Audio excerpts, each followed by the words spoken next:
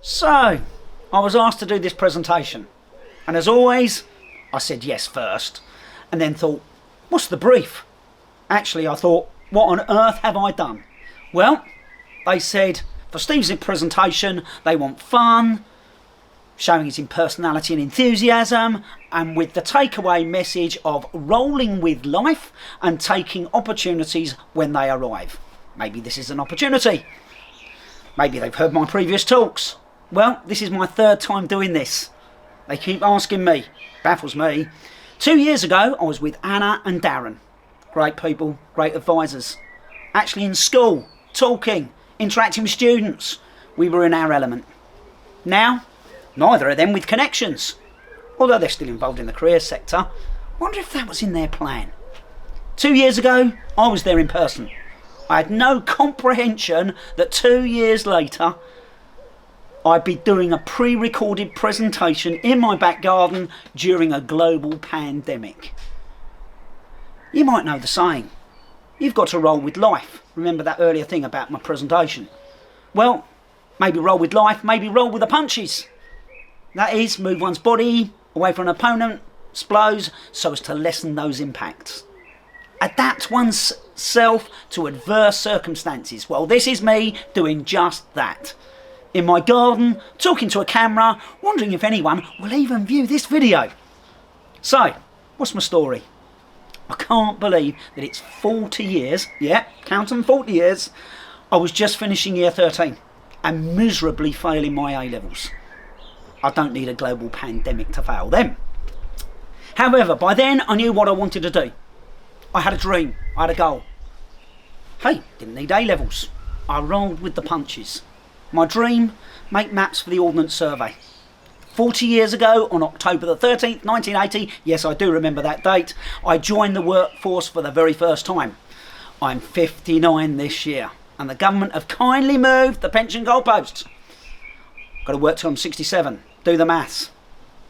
So, hey, you're probably going to have to work to some degree or another until you're 70. Yep, 70. So, is it important that you have a dream or a goal? I first came up with mine, same year, year 12. It was a geography lesson. I remember it clearly. The geography teacher said, so where is the headquarters of the National Mapping Agency of Great Britain? So I answered the question, Southampton. National Mapping Agency of Great Britain, Ordnance Survey. Well, I thought, hold on. I could do a job making maps and go to Southampton and watch the greatest football team in the land. Idea. Well, is it important to have a dream or a goal?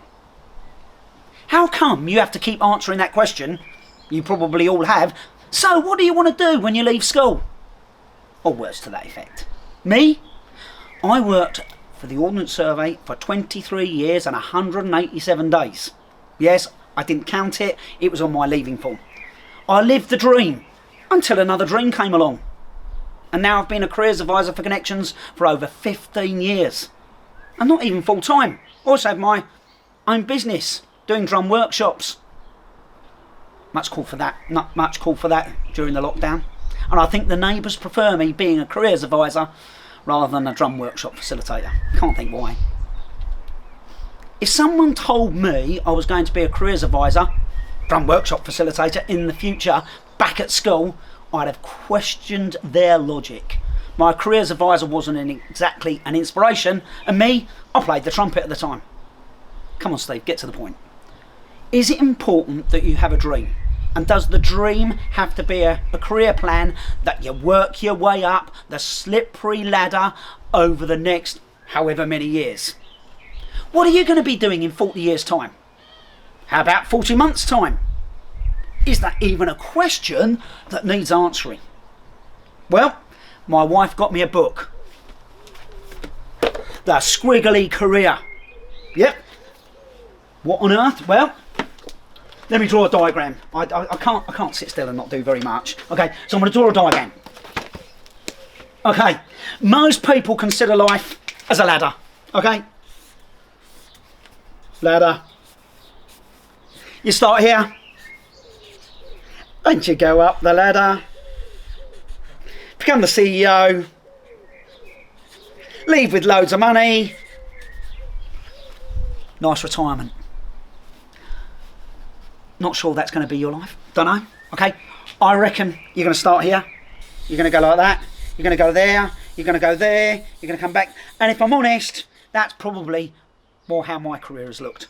This book suggests careers, plans, a bit of a thing of the past. How many people find a career and pursue it over the course of 40, 50 years?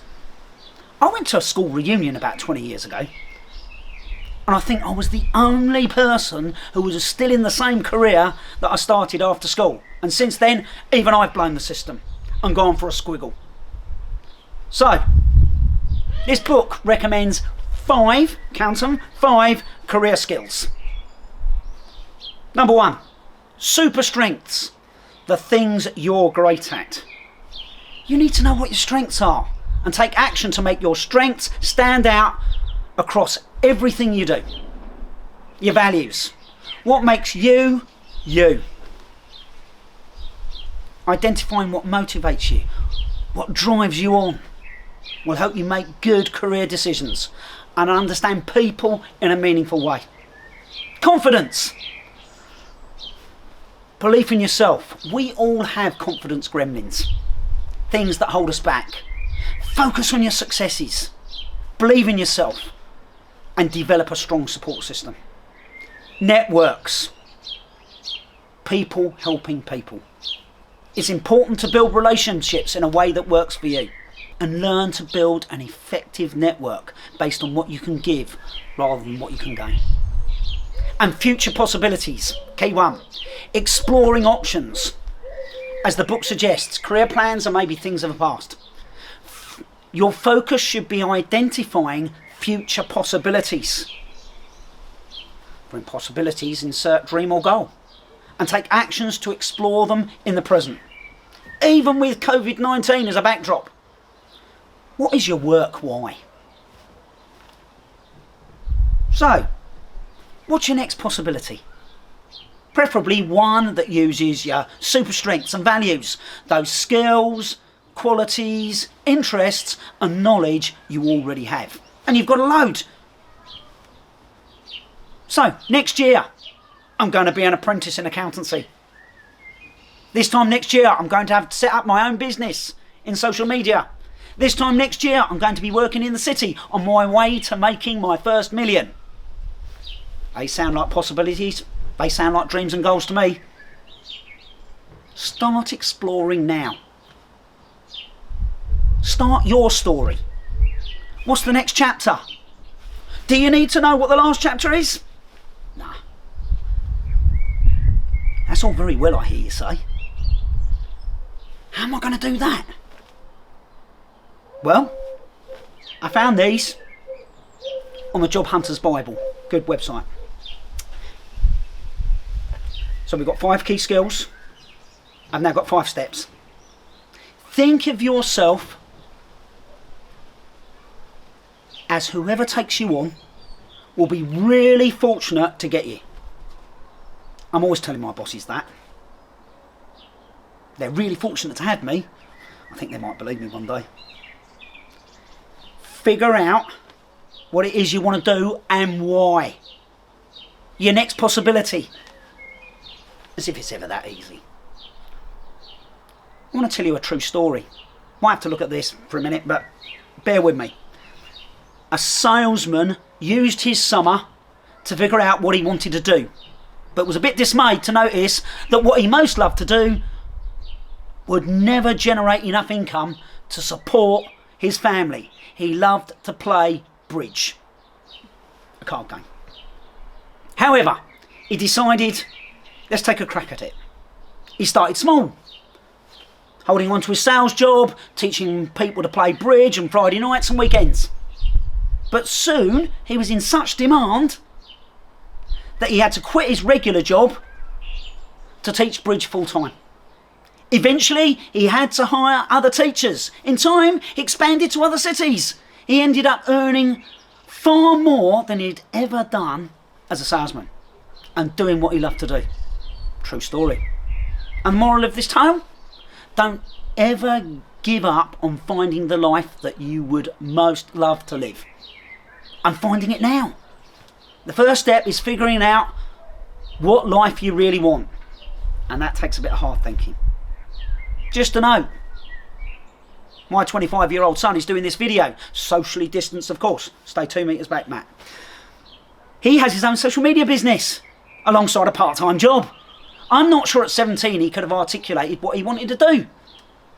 He just figured out his next possibility and went for it. And over the next 2 or 3 jobs, he came to a place where having his own business, a couple of days a week, and working for an organisation 3 days a week was the dream. The next possibility. More recently, people around him, more experienced, been in the job longer, have been furloughed. He's been busier than ever and doing my video. What's he going to be doing in 5 years' time? I might ask him after this. So, where were we? Well, that was number 1 and number 2. Think of yourself as whoever takes you on and be really fortunate to get you. Figure out what it is you want to do and why. 3, do homework on yourself.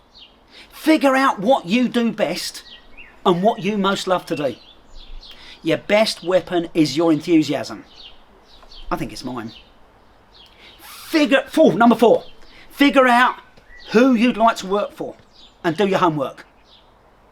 My brother-in-law used to be an editor of a magazine, and he tells me a story of this bloke.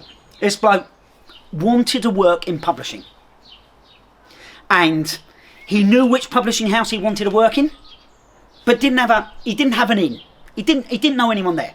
So he stood outside of that building for 2 days, and he sussed that people in the evening on the way home would stop for a quick drink in a pub across the road. And he thought, do you know what? I'm going to go and sit in that pub. Obviously drinking an orange juice or something like that. Second day he was sitting there. This bloke walked in, had a chat with him. By the end of the day, he'd been offered a job in publishing.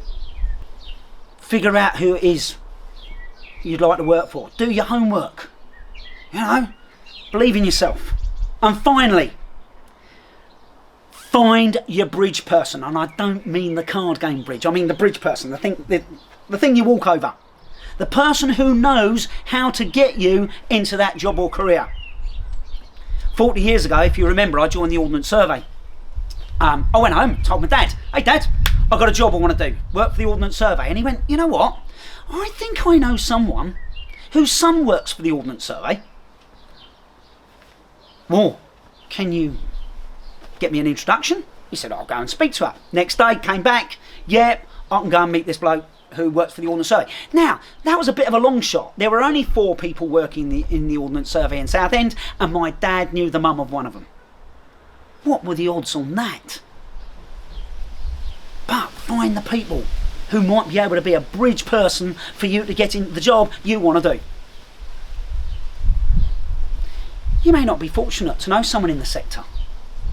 However, have you signed up to LinkedIn? Have you spoken to a careers advisor? It's amazing how many people they know.